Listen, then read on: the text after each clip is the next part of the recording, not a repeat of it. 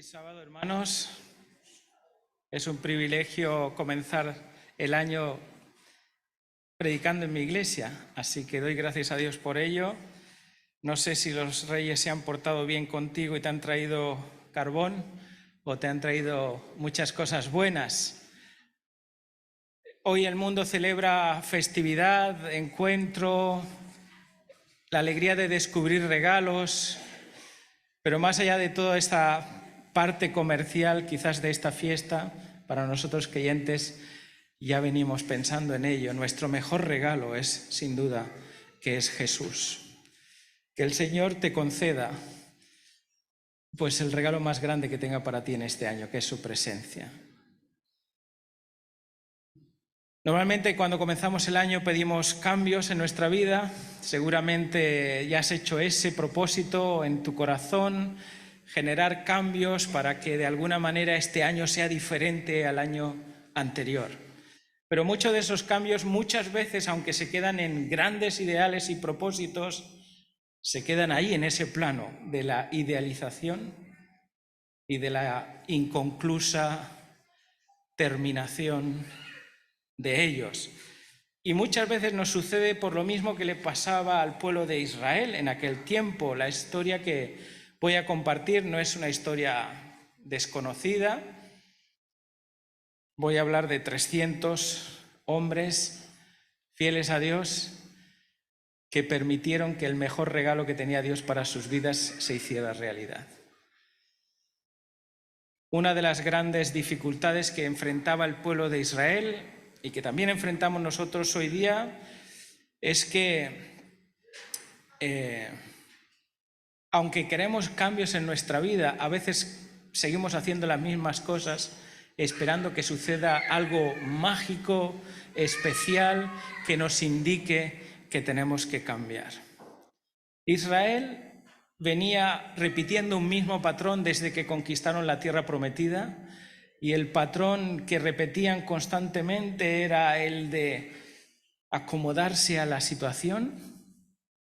Dejaban de sorprenderse por Dios, dejaban de tener a Dios en el primer lugar de su adoración, y como consecuencia de ello venían dificultades al pueblo. Y cuando se veían inmersos en las dificultades, tanto ellos como tú y yo, lo que hacemos es acudir a Dios. Señor, sácanos de esta situación, líbranos de aquí. Y el pueblo se volvía a Dios y Dios levantaba un juez con el propósito de reconducir, recalibrar a su pueblo en la vivencia espiritual correcta. Gedeón recibe un llamado en un momento crítico para Israel. Israel está siendo acosado una vez más por los pueblos circundantes porque habían apartado a Dios de sus vidas, y más que apartado lo habían involucrado junto a otra adoración a otros dioses con los que compartían el corazón de los hebreos. Israel tenía que escoger si obedecer a Dios o obedecer al mundo, y esta vivencia espiritual que tenía no era tan fácil como decir me inclino ante Dios o me inclino ante una imagen.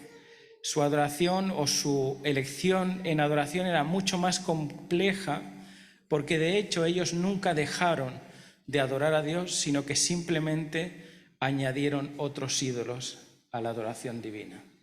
El sincretismo, que es la capacidad de no obviar a Dios en tu vida, pero tener un panteón de ídolos en tu corazón, fue el gran problema de Israel y sigue siendo el gran problema nuestro. En teología se ha definido eso como un teoplasma, que es una especie de plastilina religiosa con la cual cada uno se fabrica sus dioses a su imagen y semejanza. No dejan de creer en Dios, pero los hacen a su imagen y semejanza, y son capaces de tener un panteón de dioses sin dejar de adorar al Dios correcto.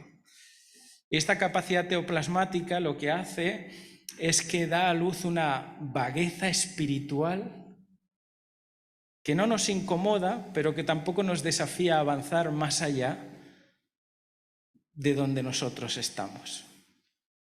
El problema de esa vagueza es que las personas acaban conformándose a transitar el camino que es Jesús, pero no somos capaces de ver el final de ese camino porque tiene un final.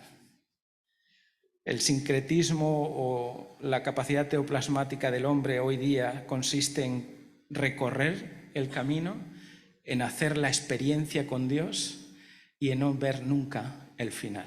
Pero ¿sabéis? Esto tiene un final, el camino tiene un final. Y no podemos entretenernos recorriendo el camino hacia adelante y hacia detrás, que está muy bien, pero podemos perdernos en el recorrido y nunca ver el final. Así que Dios promueve un cambio para ti y para mí en este año. Y lo promueve a través de la experiencia de Gedeón y sus 300. Una vez, dice Elena White, que Israel se estableció en Canaán, perdieron el deseo de seguir conquistando Canaán. Se acomodaron y en vez de expulsar a las tribus cananeas que quedaban todavía en la tierra, lo que hicieron fue convertirlas en tributarias. Y esto fue el gran problema de Israel. Trabajos inconclusos. ¿Cuántos trabajos inconclusos has dejado en el año pasado? Puede ser que alguno de esos trabajos inconclusos nos pasen factura en este año. Por eso la experiencia de Gedeón tiene más fuerza que nunca ahora que comenzamos el año. Dios nos invita a terminar bien la obra que Dios ha comenzado en nosotros. El fracaso del pueblo en tomar Canaán y darle el señorío exclusivo a Dios en su vida les causó una época de subidas y bajadas espirituales que nosotros conocemos como el periodo de los jueces. Momentos álgidos de la entrega y momentos donde más valía guardar silencio y no dar testimonio. Pero a veces es difícil pensar que eso pueda trasladarse a nuestros días porque en nuestro caso nadie se postra delante de una imagen. Y sin embargo no dejamos de tener ídolos en nuestro corazón. El mayor peligro y quizás el más sutil al que nos vamos a enfrentar en este año es aquella tentación que te permite seguir siendo miembro de iglesia y sentir que nada está mal, pero no hacer nada para llegar al final. No es que nos volvemos ateos, no es que dejamos de creer, es que le pedimos a Dios que coexista con otros dioses que tenemos en nuestro corazón. Y esos dioses no son estatuas, quizás esos dioses en realidad son más funcionales y más prácticos. Puede ser la seguridad que te puede dar el dinero, el trabajo, la familia, tus propios ideales. No corre el riesgo tus creencias doctrinales y tus prácticas éticas, así que como no corre riesgo eso, pues simplemente piensas que no estás haciendo nada mal. No vengo a hablar de las cosas malas que hacemos, pero vengo a desafiarme a permitir que la obra de Dios se termine por completo en mi vida. Y bien sabemos que no es que lo hemos logrado ya, como dice Pablo, sino que proseguimos con tal de alcanzar el blanco. ¿Sabéis? Hay un final y hay un blanco. No podemos perpetuarnos en esta tierra. Porque de hecho a veces me pregunto si realmente queremos que venga Jesús o simplemente queremos que las cosas nos vayan bien. Porque cada propósito que hacemos en el año es pues que me vaya bien en la salud, en el trabajo, que prospere, que este año consiga aquello que... ¿Cuántos habéis, y espero que muchos, habéis pedido que venga Jesús en este año? Gloria a Dios. Porque es un buen deseo, que venga Jesús este año ya. Y no porque ponemos fechas, sino porque lo necesitamos más que nunca. que Jesús vuelva. Pero me doy cuenta que muchos de los propósitos que yo mismo me he hecho muchas veces a principio de año han tenido que ver con cosas que lo que van a hacer es que yo me perpetúe en esta tierra. Y no tanto con aquellas que me van a llevar o a preparar para nuestro encuentro con el que viene en las nubes de los cielos. Israel hacía 200 años que ya se había vengado de Madián, pero como no acabaron con todos ellos, los trabajos inconclusos siempre nos acaban alcanzando. Y ahora eran oprimidos por los madianitas y los pueblos del oriente, y su opresión era algo realmente devastador. Porque tan pronto, dice Elena White, como salía la producción de los campos, ellos venían como langostas y no dejaban nada. Lo que no se podían llevar, lo destruían, para que el pueblo no prosperaba. Esto generaba un sentimiento de inseguridad tan fuerte que Israel llegó a ocultarse en cavernas en la montaña. Ellos habían conquistado la ciudad, pero acabaron ocultándose en cuevas. No sé si tú has vivido en una cueva en este año, porque tienes miedo de muchas cosas. Y no sé si no has querido salir de la cueva en la que estás porque tienes miedo a lo que ha de venir. Pero Dios nos desafía a grandes cambios en nuestra vida y a grandes decisiones que debemos tomar en este año. Y todas para honrar y exaltar al Señor. Durante 7 años Madián había empobrecido a Israel. Yo no sé qué cosas te han empobrecido en estos últimos años, pero sí sé algo, que hay cosas que nos empobrecen. Y no son solamente empobrecen tu bolsillo, sino que empobrecen tu futuro y tus tesoros en el reino de los cielos. Nadie mejor que tú sabes quién es quien te ha empobrecido en estos años. Pero Dios quiere poner solución a eso. Escoge a Gedeón, hijo menor de Joás, del clan abicerita, de la tribu de Manasés. Gedeón significa el talador o el cortador, el que divide. Pero Gedeón no parecía una persona ideal para dirigir a un pueblo. Sin embargo, el Señor es capaz de ver en él lo que los demás no somos capaces de ver. Y me parece que este año, igual que el pueblo de Israel, que no veía en Gedeón al principio un líder, me parece que a mí también, en este año, porque no sé lo que está por venir, pueda dudar o pueda temblar ante las dificultades que hemos de enfrentar. Sin embargo, el ángel de Jehová, que se puso debajo de la encina de Ofra cuando vio al hijo de Joás, a Gedeón, le llama varón esforzado y valiente. Y yo me pregunto, ¿por qué se le llama varón esforzado y valiente, siendo que Gedeón estaba batiendo trigo en un lagar? Y sabéis, el lagar no es el lugar para trillar el trigo. El lagar es un lugar donde se pisan las uvas, donde la uva es pisoteada y el líquido es recogido. Trillar en un lagar es un símbolo de cobardía, podríamos decir, o de inteligencia.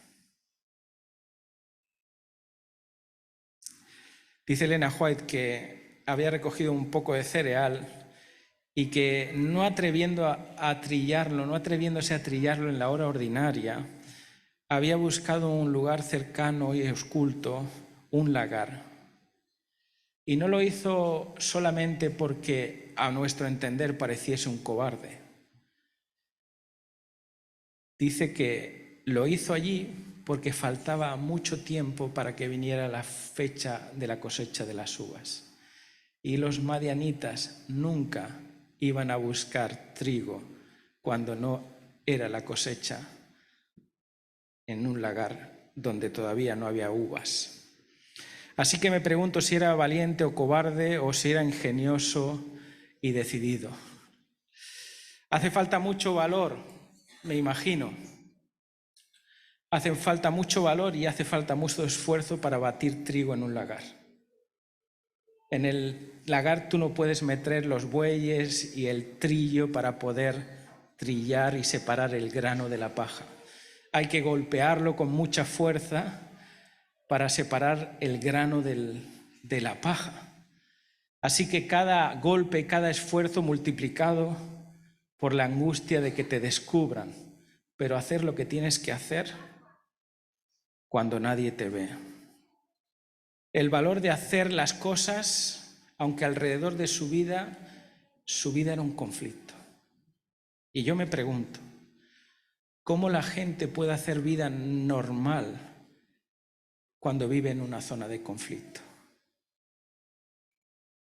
¿Cómo las personas que sufren la guerra en su puerta se levantan y hacen pan? ¿Cómo las personas que viven en conflicto se levantan, intentan dar clase, intentan hacer su trabajo? Cuando vives en un mundo o en un contexto de conflicto, la mayoría de los grandes, de los fuertes, desaparecen. Pero solo los valientes son capaces de hacer lo que se tiene que hacer aunque nadie te los diga. Y Gedeón reunía en esas cualidades algo que llamó la atención del ángel de Jehová: valiente y esforzado. Gedeón no era miedo por perder un puñado de cereales. Gedeón lo que quería era traer alimento a su casa. No era miedo, sino ingenio. Y no era cobardía, sino valentía de hacerlo aun cuando nadie estaba batiendo trigo en aquella época. Porque al final, si te lo van a robar, ¿para qué cosechar? Y muchos dejaban de hacer lo que tenían que hacer porque ya se sentían perdedores. Y quizás este año tú dejes de hacer muchas cosas porque ese pensamiento llegue también a tu corazón. Porque al total voy a volver a fracasar. ¿Para qué apuntarme al gimnasio otra vez si no voy a ir? Nunca conseguiremos lo que no comenzamos a hacer. Gedeón era valiente y esforzado porque tuvo el valor de hacer, aunque fuese por un puñado de cereal, lo que se tenía que hacer en un estado de conflicto y de guerra. Y esas cualidades son las que busca el ángel de Jehová. Hombres que son capaces y mujeres de mantenerse fieles a Dios, aunque todo se desplome, todo tu mundo se desplome alrededor tuyo. Me parece a mí que no era cobardía, que era algo más. Y cuando el ángel de Jehová se le presenta y le dice varón esforzado y valiente, y le dice que le va a ayudar Gedeón a Dios a salvar a su pueblo, y Gedeón se queda sorprendido. Y lo primero que hacemos nosotros cuando empezamos el año y hacemos un balance del año anterior es poner excusas. Bueno, no lo conseguí porque es que nadie me ayudó, es que yo quería pero no lo conseguí, nada estaba a mi favor. Podemos poner muchas excusas para evaluar el año. Pero la respuesta del ángel de Jehová no fue: no pongas excusas, confía. Confía en la promesa que te voy a dar. Y este año, olvídate de las excusas del año pasado y aférrate a las promesas de este año. Aférrate a ellas. Y entonces el Gedeón pide una señal: si es verdad, si es que he hallado gracia a ti, dame una señal de que tú has estado conmigo. Y Gedeón hace algo inaudito. En un tiempo de escasez, se va a su casa, mata un cabrito y le trae cabritos y panes, y el texto dice que los panes eran de un efa cada uno de ellos. Y aparentemente esto nos pasa desapercibido, pero los panes que generalmente se hacían eran de 135 gramos. Un efa de pan era un cacho de pan, unos cachos de panes enormes. Gedeón no fue escaso en ofrecer a Dios lo mejor que tenía en su casa. Un cabrito que le podía producir leche, carne y quizás toda o la poca harina que había conseguido moler en otro tiempo.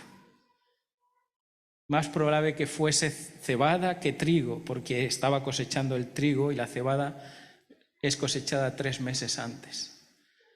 El pan de cebada.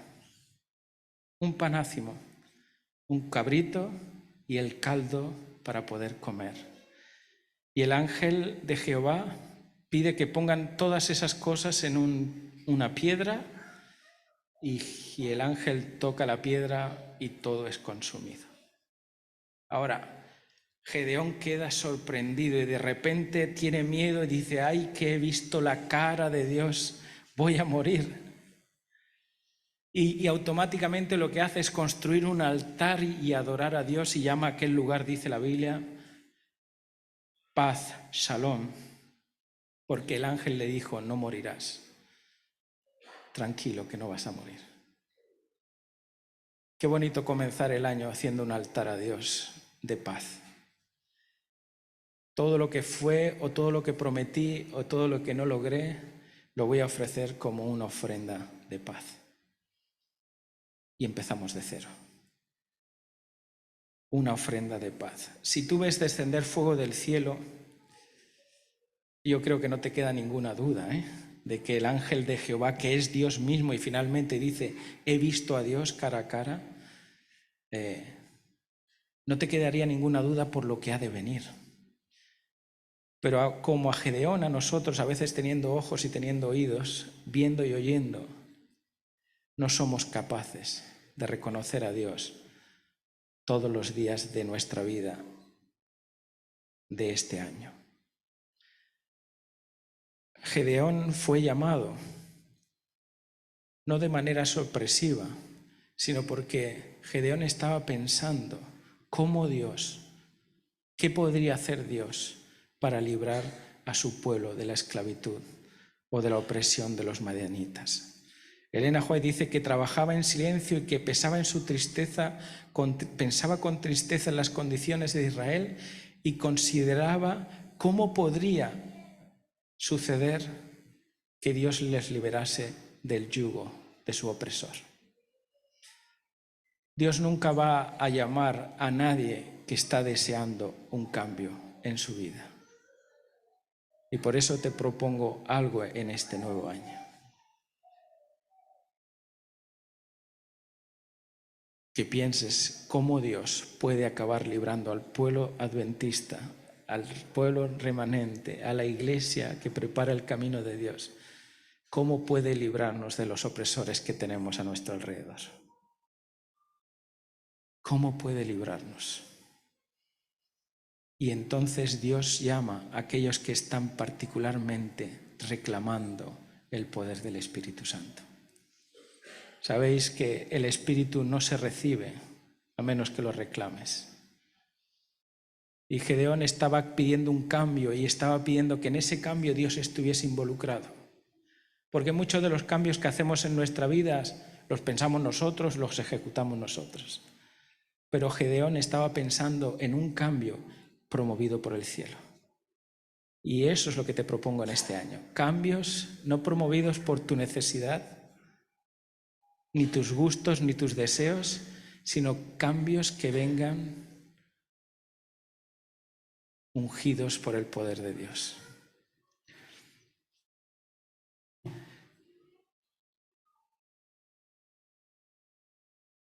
Esa misma noche, Dios ya le da una misión a Gedeón.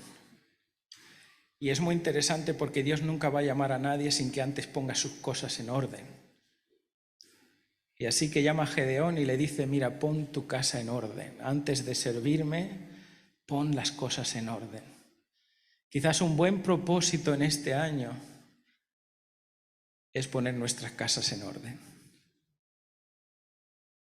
en sintonía con Dios, porque vivimos en un mundo de idolatría y de sincretismo, aun siendo adventistas, muy grande. Porque tenemos otros dioses que ocupan el lugar y el esfuerzo y el sacrificio de nuestra vida. Comienza por tu casa. Y Dios le dice que haga dos cosas: coja 2 toros, vaya a un lugar preciso en la casa de su padre y derribe un altar, una imagen que se había hecho a la diosa Asera y al dios Baal. Baal y Asera eran los dioses de la fecundidad, los cuales promovían las cosechas. Y para ellos, en ese momento de sincretismo, tanto oraban a Dios como a Baal y Asera para que la bendición del cielo viniese. A cuanto más dioses orasen, mejor. Toma 2 toros, destruye el altar y después ofrece sacrificio. Pero acuérdate una cosa: el segundo toro tiene que tener 7 años. Yo os pregunto, ¿por qué el toro tenía que tener 7 años? Es muy interesante que los 2 toros fueron ofrecidos. El primero fue ofrecido por el pecado y el segundo fue ofrecido para la consagración. El de 7 años tenía el mismo tiempo que Israel estaba siendo oprimido. Y en este sacrificio de consagración Dios estaba revelando que estaba a punto de liberar a su pueblo, porque había consagrado a su pueblo para una obra mayor. ¿Sabes qué? Dios te ha consagrado para algo más en este año. Y va a sacrificar todo lo que supone o te ha supuesto una opresión en tu vida. Y te va a dar una oportunidad nueva. A partir de ese momento se le llama Jerobaal, el que contiende contra Baal.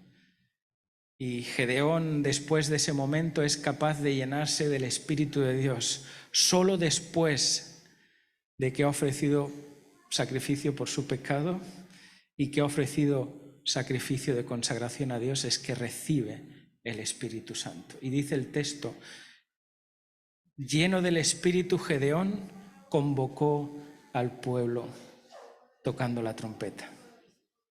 Y acudieron las tribus suyas, a la que pertenecía su clan, Abicerita, Manasés, la tribu de Aser, la tribu de Zabulón y la tribu de Neftalí. Y ahora que se ve rodeado de 32.000 personas, Gedeón, que ha visto caer fuego del cielo, pide 2 señales más. Yo sé que tú también le has pedido señales a Dios, porque yo lo he hecho alguna vez también. Y quizás en esas señales a principio de año es: muéstrame que este año va a ser distinto, que este año lo voy a lograr. Dame una prueba de ello, Señor. Parecen formas seguras o claras de reconocer la mano de Dios, pero ¿sabes qué? Jesús dirá en algún momento a alguien que quería pruebas claras y evidentes: bienaventurado el que cree sin ver. Bienaventurado el que confía en la promesa de Dios aunque no tengas una evidencia tangible de que Dios está a tu lado. Pero Dios, dice la Biblia, está tan cerca de nosotros, Hechos 17:27, que quizás palpando vamos a poder tocarlo en este año. Él pide 2 señales: la prueba del vellón de lana una vez mojado y seco la segunda vez. Pero es interesante que Gedeón ha hecho una evolución en su confianza en Dios y trillaba trigo en un lagar y ahora coloca el vellón en una era donde se trillaba el trigo. Quizás la seguridad de Gedeón venía respaldada por los 32.000 y se animó a hacer algo más allá, confiando en lo que tenía en su poder. Si tú comienzas el año con capacidad económica, con salud, con proyección laboral, seguramente comenzarás el año confiado y apuntarás alto porque estás confiado. Pero aún así pides señales a Dios. Lo que me impresiona de esta experiencia no es tanto que los hombres pidamos o no señales, sino la paciencia que tiene Dios para confiar en nosotros. y depositar en nuestras manos cosas que Él puede hacer simplemente con su voz.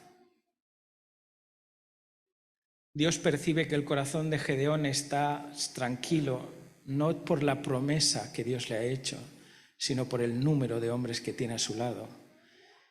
Así que, como tú me has pedido 2 señales, Dios le dice a Gedeón, yo también te voy a pedir 2 señales. Y la primera de ellas es esta: 32.000 contra 135.000 que eran los madianitas y sus amigos. En Jueces 8 dice que eran 135.000 en el campamento. 32.000, dice, son muchos, Gedeón. Demasiados para que tú reconozcas que lo que vas a conseguir viene de parte de Dios. Así que diles esto: quien tenga miedo y sea cobarde, que se vaya a su casa. ¿Os parece una buena forma de hacer una criba con aquellos que vamos a llegar a fin de año bien? Los que tengáis miedo, los que seáis cobardes, ni empecéis el año, le está diciendo, ¿no? Uy, pero hay muchas cosas que nos dan miedo. Hay muchas cosas que nos dan miedo. Pero sabéis que el miedo es contagioso. Y amedrentar a tu compañero con tus miedos es un peligro. La Biblia ya determinaba esto, que las personas que tuviesen miedo, en las leyes que Dios había dado en torno a la guerra, que las personas que tuviesen miedo no fuesen a la guerra, porque transmitían el miedo a sus compañeros. Así que sí, Gedeón había reunido 32.000 personas, pero de esos 32.000, 22 tenían el corazón lleno de miedo. Y eso me dice una realidad para mí también, que la mayoría de nosotros tenemos miedo en lo que vamos a enfrentar en este año. Y si no tenemos miedo es que parecemos unos kamikazes, que nos da igual, ¿no? Claro que nos da respeto, pero la promesa de Dios está por encima del miedo. Y solo 10.000 quedaron. Pero aún así los 10.000 seguían siendo muchos, como dice la Escritura, y todos conocéis, Dios va a llevar al pueblo al agua y dice, llévamelos al agua porque allí los voy a probar. Me parece interesante que Dios use el elemento del agua como un elemento para dividir, para separar. Las aguas, las tormentas, las dificultades están representadas en el agua. ¿Cómo enfrentas las dificultades en tu vida? ¿Postrándote ante ellas o absorbiendo y siguiendo? Dios probó a su pueblo y probó a aquellos que cogían agua con la mano, se la llevaban a la boca y seguían adelante. Estos se quedarán conmigo, pero quien se arrodille a beber agua, ese queda descartado. Básicamente la adoración a Baal y a los dioses paganos estaban asociadas a postrarse también. Pero es sobre todo la actitud que tenemos frente a la vida: o nos rendimos y nos postramos ante la realidad inexorable de la secuencia de los días y de las cosas que pasan igual, o somos capaces de absorberlo mejor, probarlo todo y retener solamente lo bueno. 300. Este número es un número muy reducido para Gedeón. Pero Dios quería enseñarle una última lección a Gedeón para ese año y también para nosotros, que no es con ejército ni con fuerza, sino con su espíritu. Zacarías 4:6.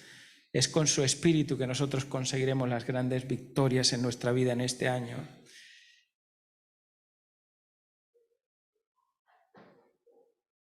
$300 y 9.700 regresaron.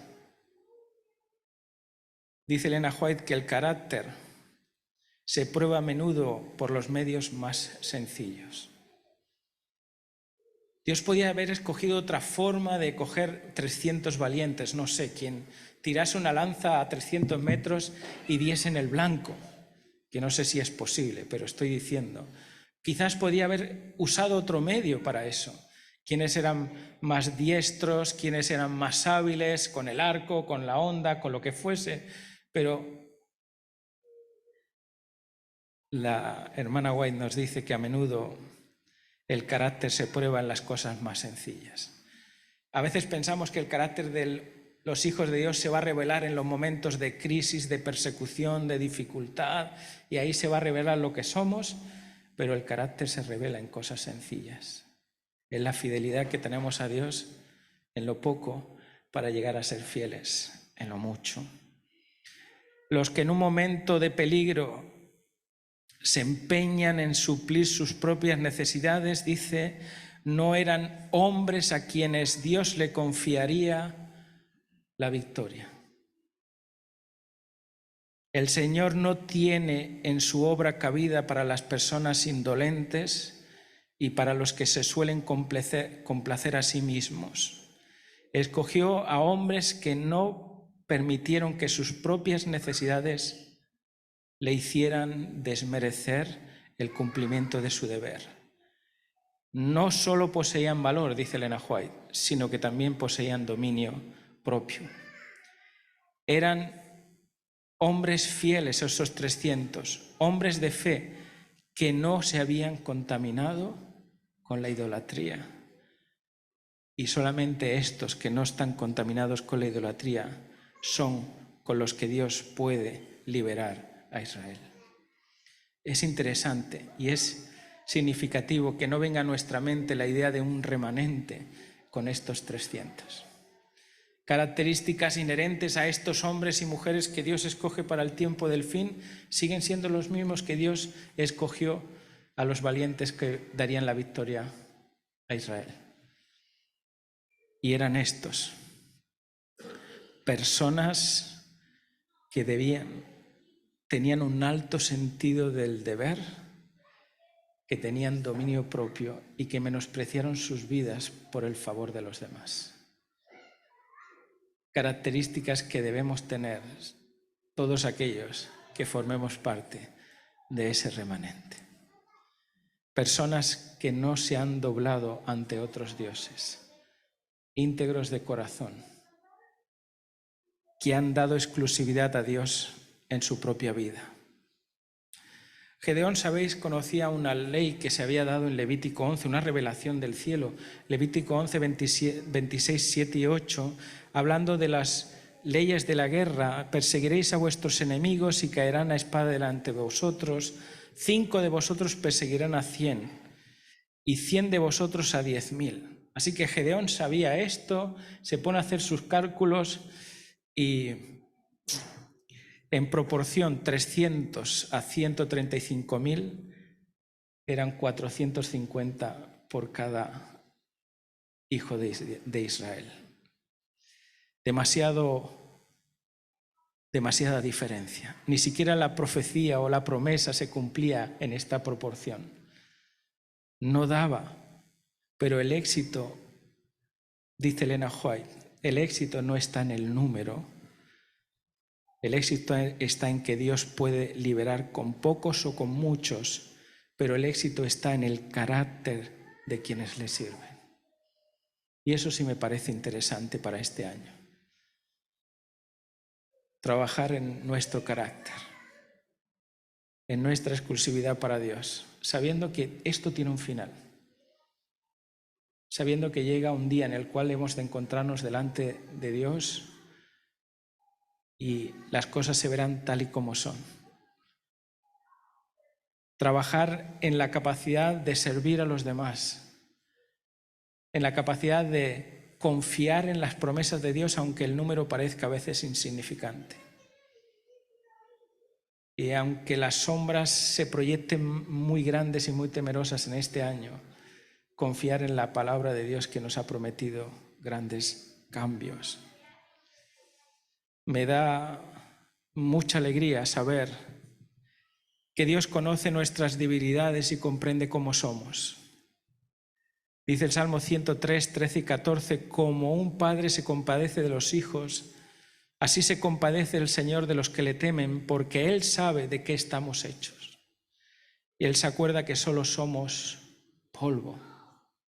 Así que cuando vio el corazón de Gedeón, que solamente le quedaban 300, Dios le da una señal más. Tú me has dado 2 señales, me has pedido, yo te voy a dar una más. Y esta vez la vas a escuchar de la voz de tus enemigos. El texto que hemos leído de Jueces 7, desciende al campamento de los madianitas y escucha una historia que cuentan los que están vigilando de un pan de cebada que caía rodando contra el campamento y todo quedaba destruido. Y ellos mismos se dieron la interpretación: este pan que rueda es Gedeón y su espada. Al escuchar esto, dice el texto que Gedeón lo primero que hizo fue dar gracias a Dios. Gracias, Señor. Porque a veces tenemos que escuchar de la voz de nuestros enemigos las promesas que Dios nos ha recordado toda la vida. Pero Dios sabe que somos polvo y que a veces necesitamos eso también en nuestras vidas. La confirmación de alguien que no me quiere. Y Dios va a usar eso también para darle seguridad a tu corazón y a tu propósito. Así que Gedeón obedece, dirigido por Dios, divide la compañía en 3, así que hace 3 grupos de 100 y les prepara para la batalla. Y pensamos en buscar buenas armas para acabar con todos los madianitas.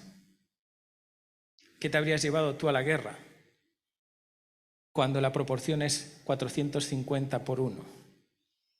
Ni con 2 espadas o una espada en la boca vas a conseguir acabar con tus enemigos. Si pensásemos en nuestro tiempo, pues te llevarías el armamento más pesado, más destructivo, más masivo. Cuanto más te pudieses llevar por delante, mejor. Pero en el reino de Dios las armas son de otro orden. Porque nuestra guerra no es contra carne y sangre. Y este año tendréis mucha gente que te hará la vida imposible. Pero recuerda que tu guerra no es contra carne y sangre, sino contra espíritus y potestades que inspiran a las personas a hacer daño a los hijos de Dios. Así que esta guerra, que es de orden espiritual, requiere armas de orden espiritual. Y las armas que propone el cielo son 3. Un cántaro, una trompeta o un cuerno y una antorcha. Ahora, si te pones a mirarlo desde el plan estratégico, parece buena idea, porque en medio de la noche, si todos están durmiendo, suena la trompeta, una trompeta, el sonido de una trompeta, que no son las trompetas nuestras, sino los cuernos, los shofar, 300 shofar sonando, tenía que temblar la tierra. El sonido y el ruido de los cántaros provocaron el caos entre los madianitas. Y a pesar de que aparece que la estrategia era buena, en realidad quien acabó la obra entre los madianitas fue el mismo Jehová, que hacía que se confundiesen y entre ellos se quitasen la vida. 3 elementos que te propongo para este año para vencer como un cristiano victorioso en el 2024. 1, una antorcha. ¿Y qué es una antorcha? Sino un testimonio de vida. Mateo 5:14 dice: vosotros sois la luz del mundo. Te propongo en este año presentar a Dios un testimonio poderoso a los de tu casa y a los que estén a tu alrededor. Un cántaro. Y el cántaro es el quebrantamiento del hombre exterior y es la rotura para que salga lo mejor que tenemos dentro de nosotros. Aquella mujer que ungió a Jesús quebró un frasco de alabastro y le ofreció lo mejor que había en su interior. Quizás este año Dios te pide algo más que simplemente que seas un buen jarrón decorativo, llamativo, sino que te rompas realmente para que lo que hay dentro de ti pueda brillar. La luz de Cristo. Que puedas presentar un perfume agradable a los que están a tu alrededor. Y la trompeta, sin duda, la trompeta es una predicación fuerte, un testimonio poderoso. 1 Corintios 14:8 dice, si la trompeta no produce un sonido cierto, ¿cómo sabrán los demás?